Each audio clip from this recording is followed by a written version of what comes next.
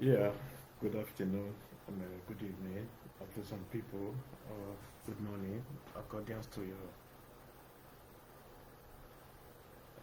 your time. This is the Benin Empire Advancement League, the home of all Benin. My name is Dele Bello. Esime Ezemegin Osakuwo Obiasoyi.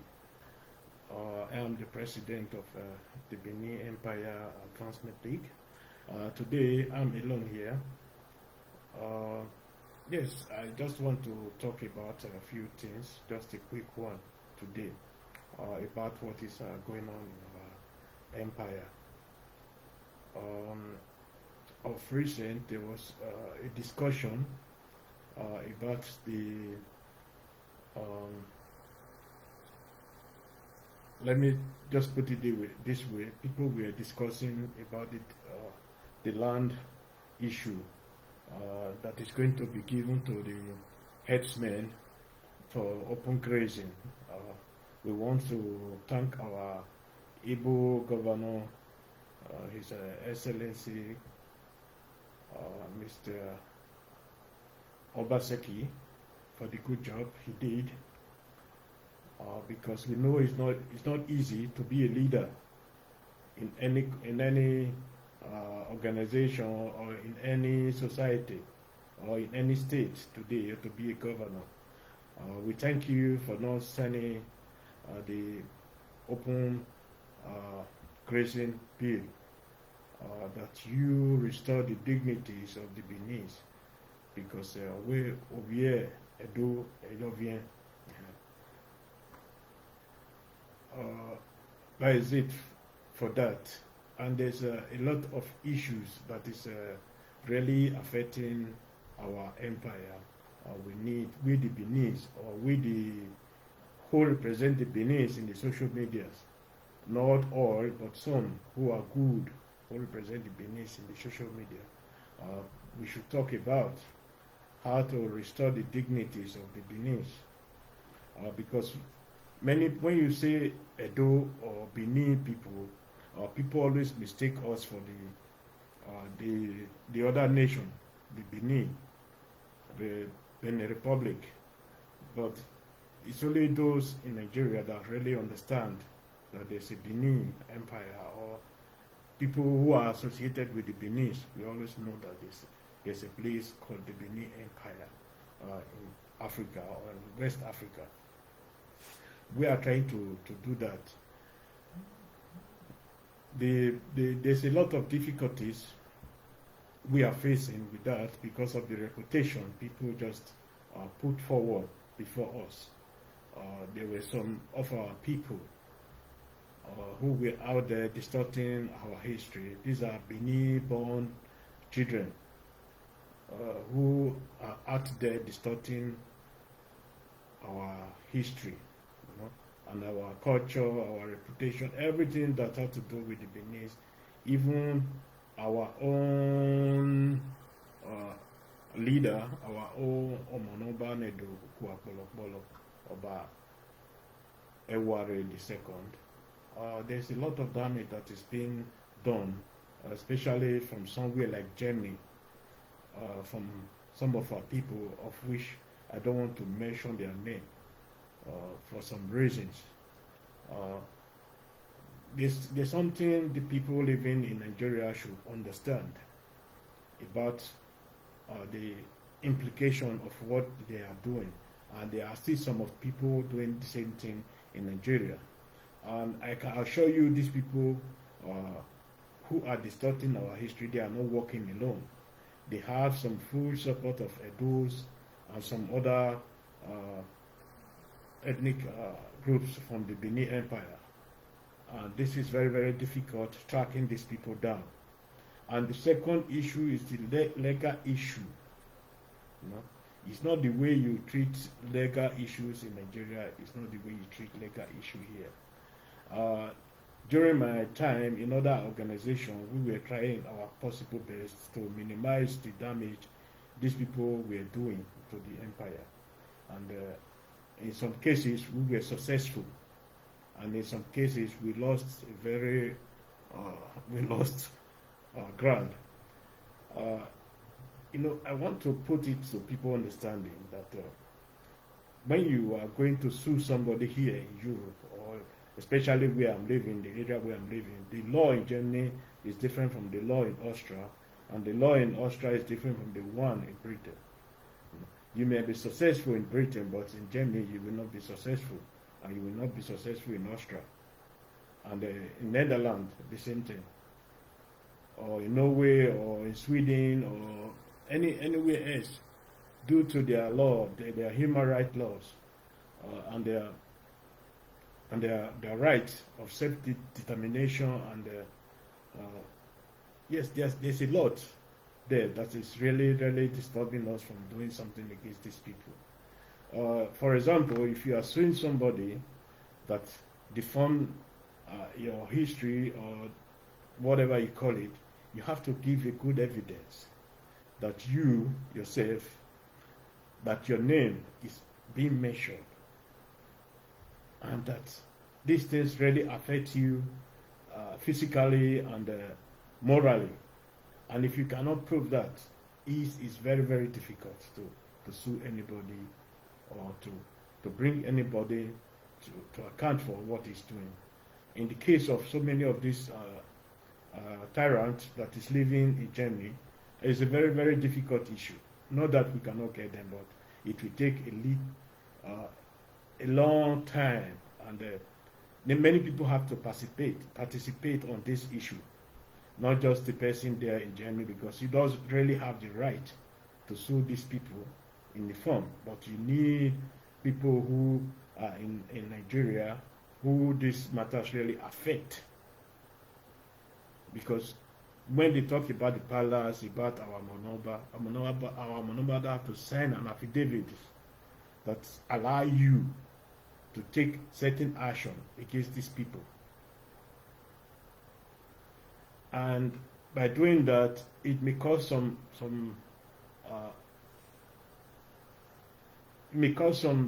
problems here also, because you have to prove so many things. There are so many things you have to prove that these things is really affecting your nation, affecting you as a person, affecting your brothers and sisters, their psychological effect and others, and spiritual effect. And if care is not taken, you are going to lose this case. And once you lose, it's like you open a battleground for these people to be doing whatever they want to do. That is in case of that. Yes, if the Nigerian government can do something about it, they can really do something about it. And they only need to bring it to the notice of the British or the German or the Austrian or the Netherlands government, that this is what is going on, and these people are using their media to destabilize our nation and so on.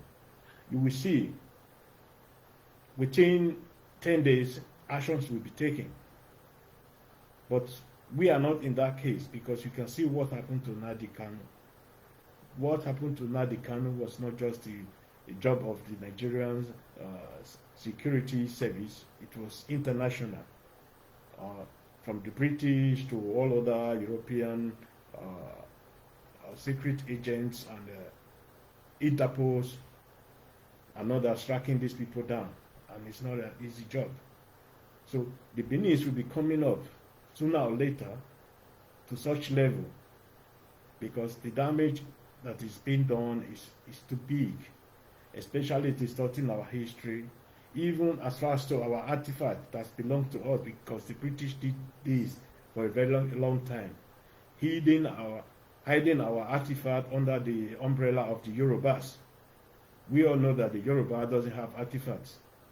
Like the head, the Oni of Ife is arrogating. That artifact is from the Benin Empire. We know where it was made.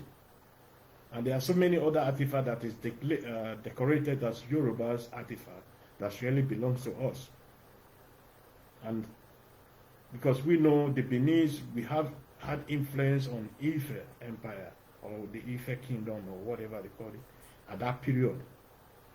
And the British, looking for ways, or one way or the other, to make sure all these artifacts are not found in the future. So they have to hide them under some certain umbrellas. And we also know that at that period, so many of our brothers and sisters were also compromised to work with these people, hiding our belongings and destruction of our empire at that period. Yes, there's a lot of damage that has been done, and it's also still done. But you can't blame these people all that much, because especially the Edos and the other tribes that exist in Nigeria, we don't really react to such things at the beginning. At the beginning, we just look at it as common thing, and now it's becoming a bigger problem.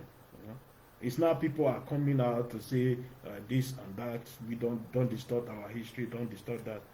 But after few days, you will see how everything will be cooling down from the side of the Benin. The side of the Benin, nobody react to something again, and everything will be died down. It's just like, I don't care. We have professors as historians. We have doctors as historians. We have, in so many degrees, as historians, who should have been coming out to teach our history, to put everything right of what these people are distorting. But, the Edos, they lack the will to really do something for themselves. The will of togetherness, the will of unity, the will of respect. And this is where we have to really build upon, because our forefathers, they did this. They knew how to respect their people. They knew how to restore the dignities of the nation that period. But because of religion and because of the transformation of the culture to the white man culture, we are facing a very, very difficult period restoring the dignities of the Beninese, because it's like everybody don't really care about what happened. And we have been calling on the Beninese to start standing up for their ancestors. Don't be afraid to stand for your ancestors, because they made you what you are today.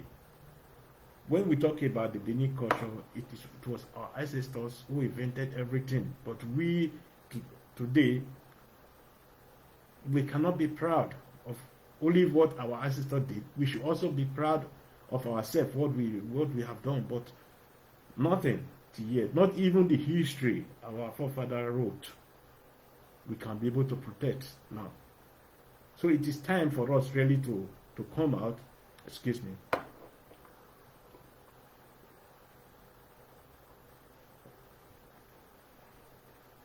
for us to come out massively to defend the history of the Benin, the history of the Esa, the history of the Owan, the history of the Esako, the history of the Gap people, the Ewe people, the Fon people, and so on.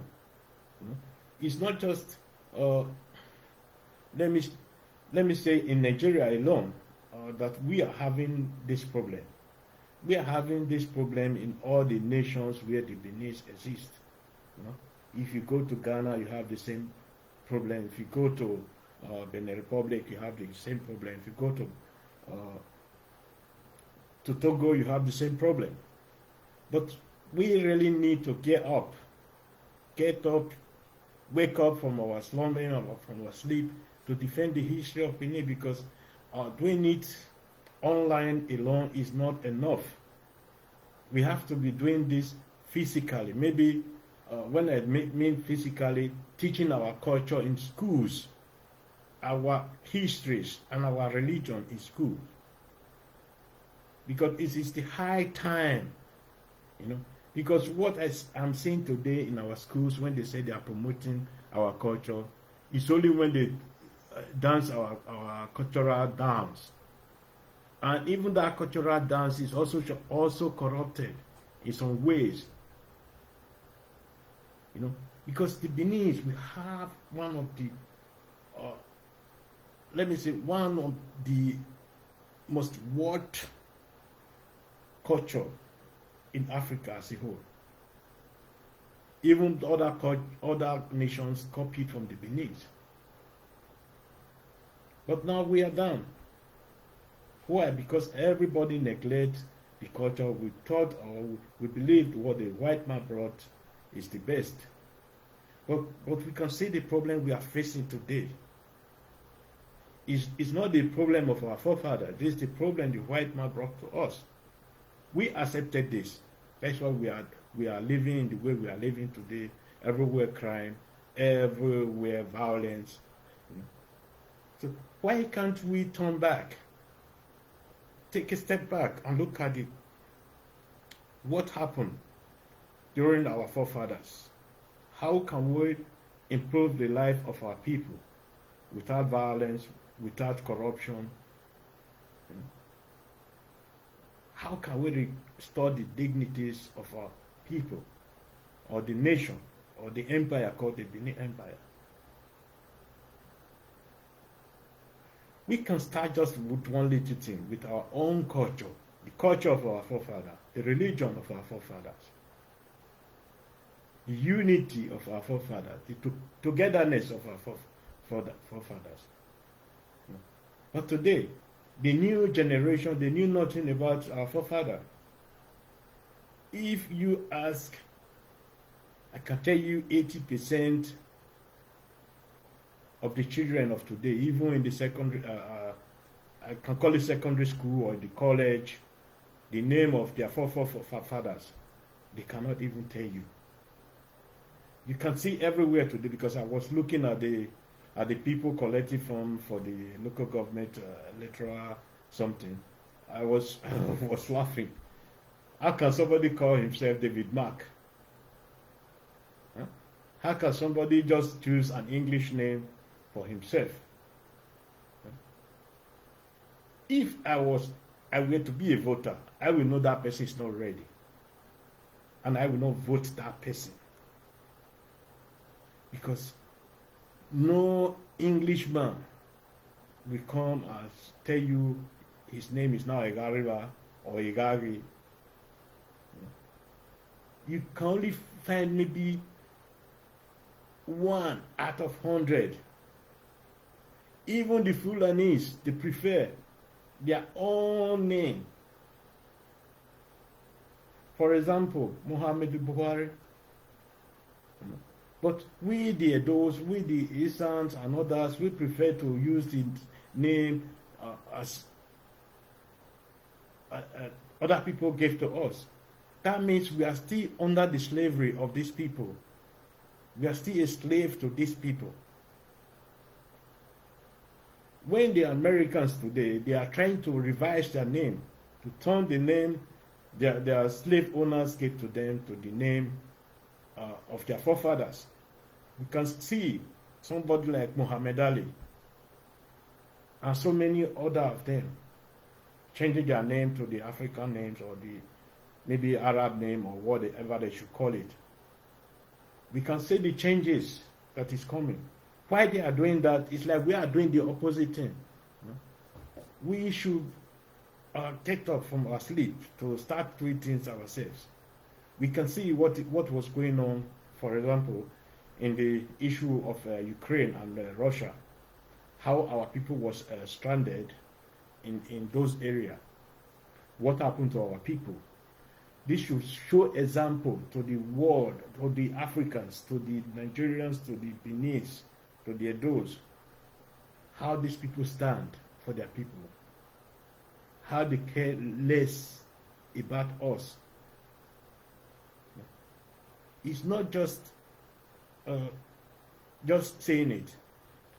I can also tell you that our government did also a very good job in some part, and then in some part they failed. let me first of all thank the government of Nigeria for taking the lead, evacuating some Africans and some Nigerians. They were able to fund.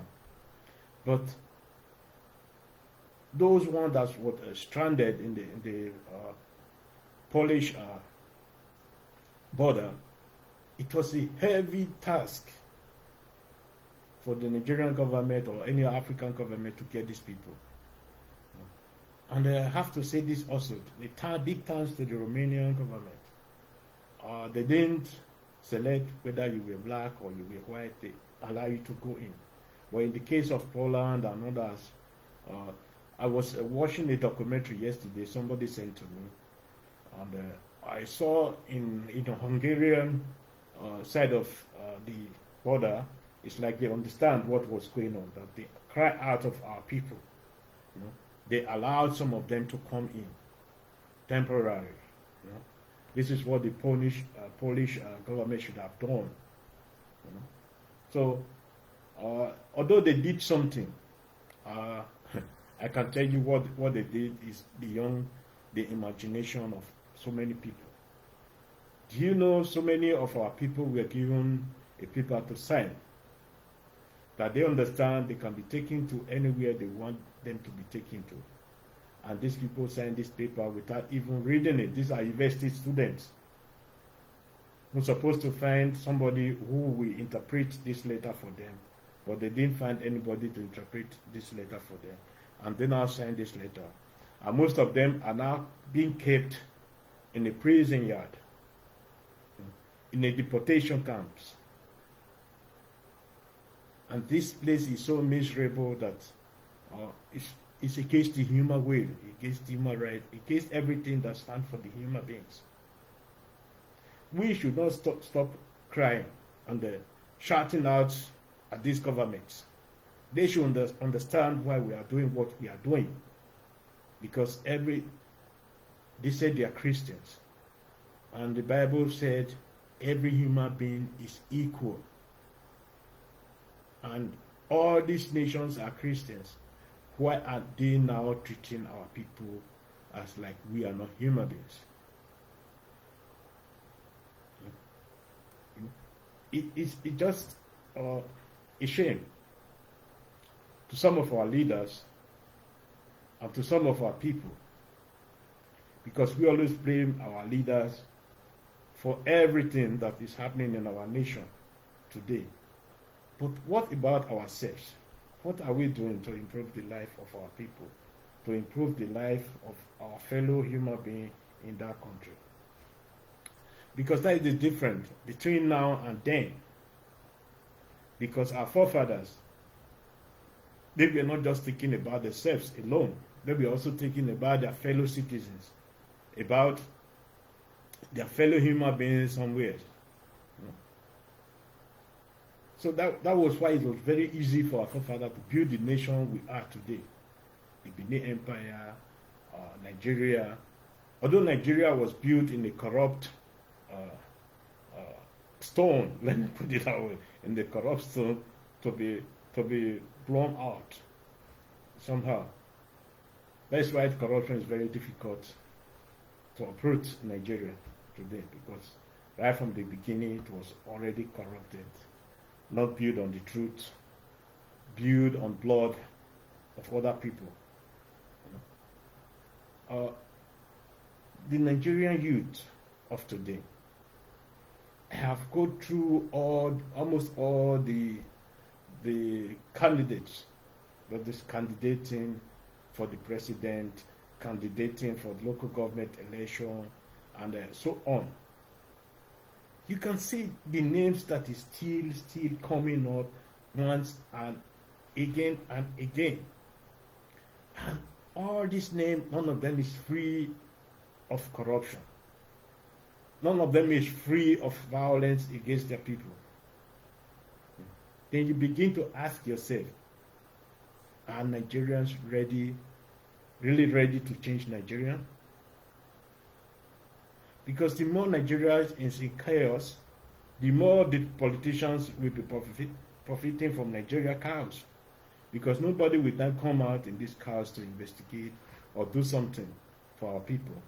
It's like when you open the mouth and somebody will put it in something, then you can now swallow it easily. And this is what is going on in Nigeria today. Because when I look at the football match, let me just talk about the football match. Although I didn't watch the football match because I was working at that period, and even longer, I was supposed to be. Yes, after the football match, the videos emerge, about this destruction and the rioting and the whole situation that was going on in the Mashuda Biola Stadium, and not quite few hours, the management came up with a huge sum of millions of naira to repair the damage be done in the stadium. Something that come into my mind. Can it be that this is a setup? How can it be that when you watch the video and the management knew very well that the match between Nigeria and Ghana is the hot match. If the Nigerians lose, there's going to be a chaos. But they did nothing to protect that stadium. There were just few policemen there. There was no single soldier. Nothing of security, something that could have stopped these people. That very day was not in place. It was like a plan, somebody planned it and just waiting for the result. And few hours after the whole destruction, the management quickly come out with a huge sum of money to repair the whole damage that is being done in that stadium. They come to my mind, how do they calculate everything immediately to know how much that is needed to repair the whole damages of the stadium? We have to ask this management. It's not just only our government officials that are corrupt. We, the citizens, we are also corrupt to that extent that we don't trust ourselves. Because everything you do in this world has something to do with trust. There's nowhere in the whole world where government is not corrupt. Why is Nigeria or Africa government in particular having this image of corrupt leaders or corrupt nation? Or is other nations also, or other continents also profiting from our chaos, our corruption, and everything that is happening in that nation? We have to start asking these questions. How can we restore the dignities of our nations, like Nigeria? Not just Nigeria is not the only country in the world that is corrupt. Once you measure the name Nigeria, they will tell you we are corrupt. We have the same corruption here in Austria. We have the same corruption in Germany. We have the same corruption in America, in England, in Great Britain, in China, in Russia, everywhere. But they don't call these people corrupt nation. Why are they calling them Nigeria corrupt nation in the first instance? This is just to demoralize our people, to tell them you are not worthy. We can do whatever we want to do. We can name you whatever we want to name you. And most of our people, once they hear this word, corruption, our leader is corrupt, they don't care even to investigate. Is this really the truth of the whole story? But we just jump into conclusion to assume these people are really corrupt. Is that the truth? Of recent, a former minister, was in prison, was taken into custody here because of corruption. But you did see it in international news. Why? Because it would tarnish their image.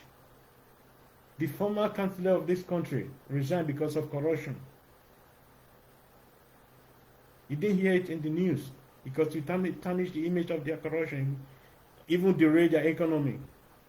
But in the case of Nigeria, they just tarnish our image, do everything that is necessary to make sure our image or our reputation is so low that we don't trust ourselves, not even to work for ourselves. We should start thinking twice before we start jumping into conclusion when it comes to that such issue. In Germany, for example, in the past few years, there's been a huge corruption, resignation from their positions. Likewise here in Austria, go to anywhere you want to go to in Europe or in America, it's all about corruption, about politics, corruption. Why are they doing this against Africa? Because the more we're having disputes, the more we're having problems, the more they profit from us. The more we cannot concentrate on what really matters to us. How to build the nation, how to build the reputation of our people. This is what they are doing. And there are things many people doesn't know about Europe that Nigeria sometimes is better. Some ways. I was talking to a Pakistani, an Indian friend of mine yesterday. We were talking about corruption also everywhere. We come to the conclusion that not even only our nations are corrupt. Even here, upon all what we are seeing, they are also corrupt as our politicians are corrupt. For example, there was an issue of a minister who was supposed to give out an advertisement to a company, to external company, because if you are in the government, your party or you as a person is not allowed to give a contract to any company that is related to your party or to you. And these people, they did it and they found out. How many people resigned? About 5 people resigned, lost their job. The federal judge lost his job. So many of them lost their job. But that's where Nigeria is also failing. The consequence. We have to make these people, if proven that these people are guilty, they have to face the music. They have to face the consequence. And these things doesn't really happen only in Nigeria. Also here, it happened here. Because it's the way you go about it that makes the difference. People will go out to the street to demonstrate against all this mess that is happening. But when we are demonstrating in Nigeria, it will turn to a riot. Burning so many buildings, burning so many cars and others. Many people be killed. But here, you can go on demonstrating. I have been in demonstrations also. A few years back, I also met a Nigerian in a demonstration. We were doing a thing. So peaceful. We also talk about Nigerian demonstration. We talk about, can this happen in Nigeria? I say yes, it can happen if we allow it to happen. If we don't allow it to turn into chaos. You can demonstrate freely without allowing it to turn into chaos. And as the corruption we're talking about, Nigeria is corrupt. No excuse about that. And there's no excuse for corruption, because corruption killed the economy and killed the people. But corruption is just a breeding ground for hatred, for ethnicity, and so many things that is coming. When I see people today, like the bombing of train in Kaduna and what is going on in Kaduna today, I would expect our southern brothers and sisters to come out massively to condemn all these atrocities that is really going on there. Instead, so many of us are laughing at these people. as if they are not our brothers and sisters. We should put things into consideration before we start doing it. Because it may happen to us one day if care is not taken. Now it's happening in the north. We are laughing. We can see also what is going on in the eastern part of Nigeria, where the Nigerian army and the state security services are going against ESN and others. This can also happen to us. This question is just, how do we prevent these people, such cases like that? How do we prevent them? This is where so many people have to come out. Our historians, our culture keepers, and our leaders. They have to come up, because let our people know whom they are, how blessed they are, how useful their life is, why we should respect each other, why we all should be coming together to have a solution to the problems of our people, not just one person dictating.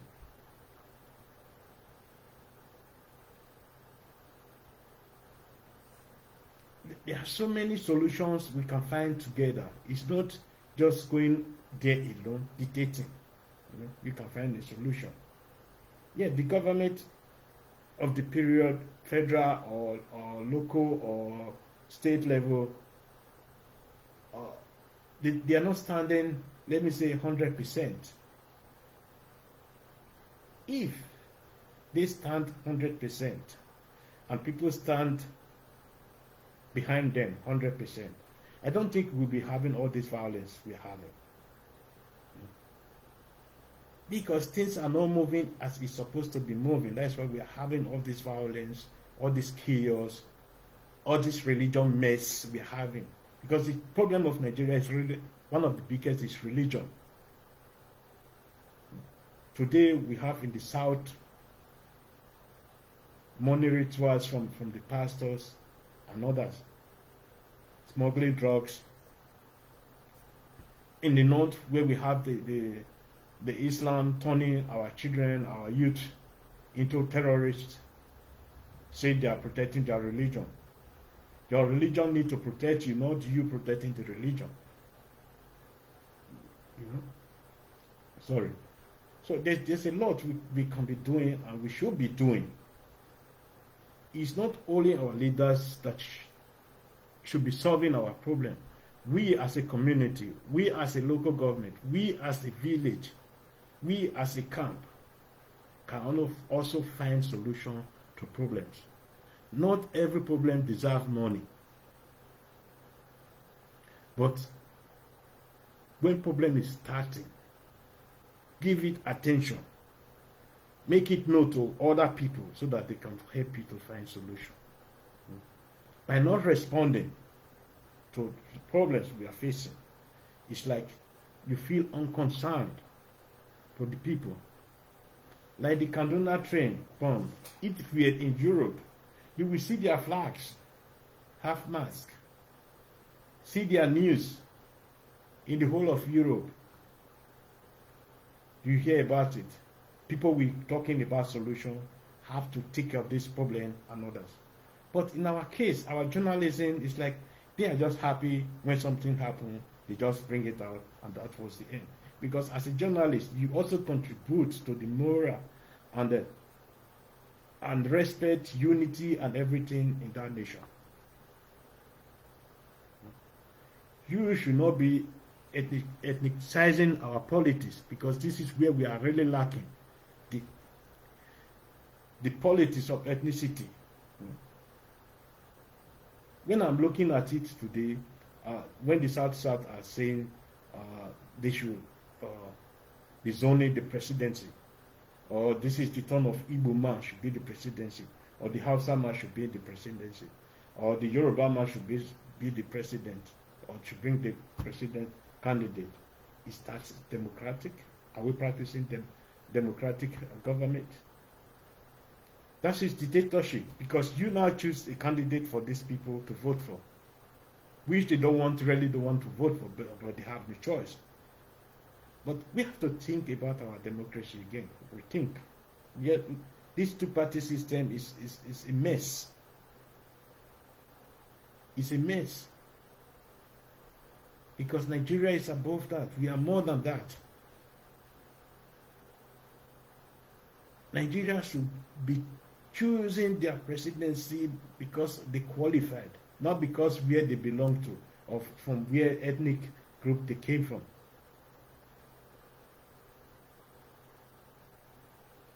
We are putting blames on the Fulanis, take over Nigeria, do this, do that. Are we not doing the same? If Fulani is attacked, we feel unconcerned. If Hausama is attacked, we feel unconcerned. We only respond when Igboma is attacked or when Yorubama is attacked. What about the other ethnic groups that are not even represented in government? Are they not human beings? Do they have a voice? Must we be imposing ourselves on these people every time? There's a lot of questions that needed to be asked and be answered. It's not just coming out to say, vote for Tinubu, vote for this, vote for that. For what reason? Atiku. For what reason? Give the people a reason why they should vote for these people. Don't say it's now Yoruba tongue. How do you know that it's Yoruba tongue? How do you measure it to know that this is Yoruba tongue? What about the Benin tongue? What about the Uroboma tongue? What about the Shekiri? What about the Isako? All one. What about the voice of the Middle Belt? I think we have to start thinking twice before we start doing things, because it's like we are acting when we are acting the way we are acting like the colonial masters that impose everything on us, that impose the Yorubas on us, that impose the Hausa on us, that impose the Fulani on us, that impose the Igbos on us. Let's us start thinking before saying things, before doing things. Our brothers and sisters in the north, they have been suffering for a very long time. Let's take it upon ourselves to help these people out of their mess.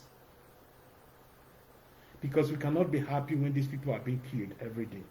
You people may not like what I'm saying. Now, this is maybe the Hausa turn today, tomorrow it may be our turn. I'm not saying take gun and fight, but a moral support is very, very useful. Fighting off these criminals. Letting them know there's no gain in doing these criminals. That the Nigerian armed forces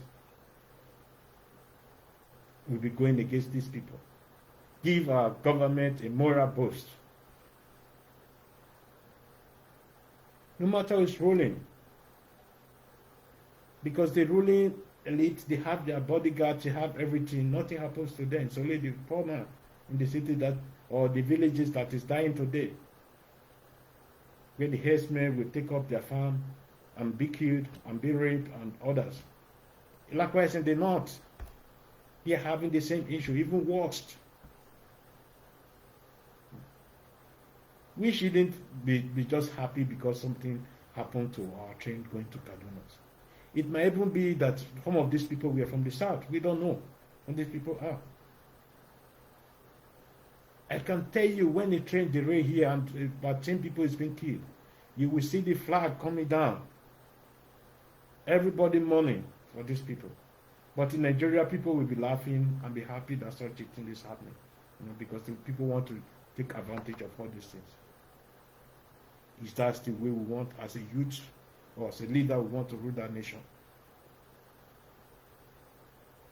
This is the question we should start asking ourselves. Now, let me talk about the Benin Empire. We have seen in the recent days how people really distort our histories from A till Z. Not even our neighbors, even from our children. I call them our children because they grew up. Some of them grew up in Benin. Some of them were born and raised in Benin. But most of our elite, our chiefs, our educated elites, are not really coming up, because our mass, they want to hear from you people. They want to see you people coming forward, but not hiding backward to say something and you go back again. They want to see you represent them, tell them something. This is how it is, without sugarcoating it. That will be the best form of correcting everything.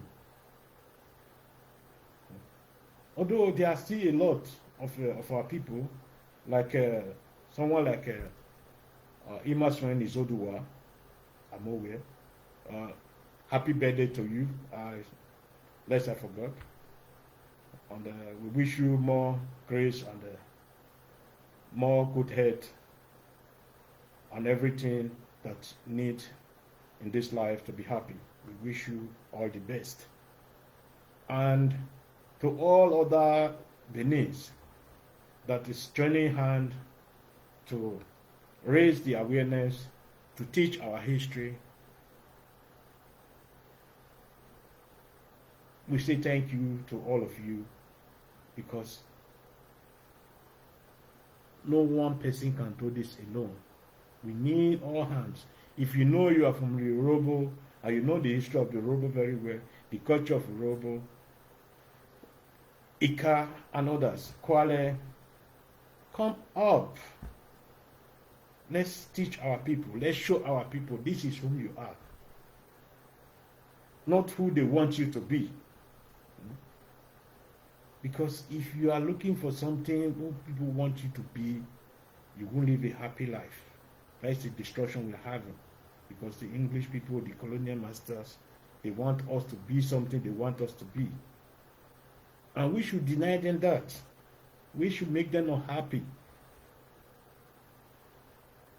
We should make them unhappy, uncomfortable. Let's go back to our root.